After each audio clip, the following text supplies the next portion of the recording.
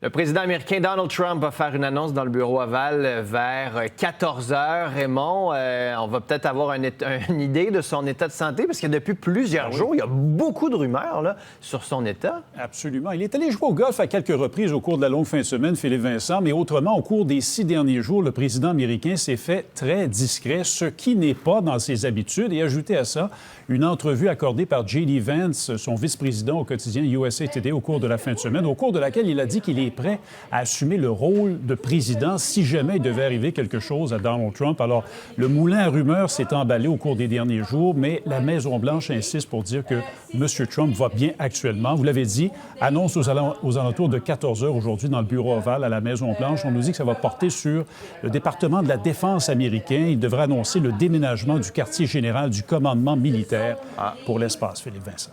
Intéressant. Puis, Raymond, il y a un juge ce matin qui a dit que M. Trump a enfreint la loi dans le dossier des militaires qui avaient été envoyés en juin à Los Angeles. Voilà, les membres de la Garde nationale américaine, de même que des Marines qui avaient été déployés dans les rues de Los Angeles alors qu'il y avait d'importantes manifestations contre le programme de Donald Trump pour déporter des migrants des États-Unis. Ça avait beaucoup brassé, ça avait été dénoncé par les autorités locales à Los Angeles, les autorités californiennes. Il y a un juge ce matin qui dit qu'effectivement, l'administration Trump a donné dans l'illégalité en prenant cette décision. C'est le deuxième jugement du genre, soit dit en passant.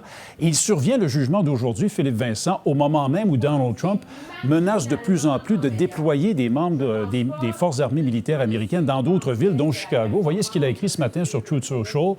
Chicago est la pire et plus dangereuse ville au monde de loin. Hors vérification faite, c'est faux. Chicago n'est même pas dans le top 20 des villes américaines les plus dangereuses, quoique ça a beaucoup... il y a eu beaucoup de violence dans la ville des Vents au cours de la fin de semaine. On parle de 9 personnes tuées, 52 blessés, une soixantaine de fusillades. Et malgré ce triste bilan, les autorités locales, les démocrates en Illinois et dans la ville de Chicago, à commencer par le maire, s'opposent farouchement à tout déploiement militaire des forces armées américaines dans les rues de Chicago. Merci beaucoup, Raymond. Il n'y a pas de quoi.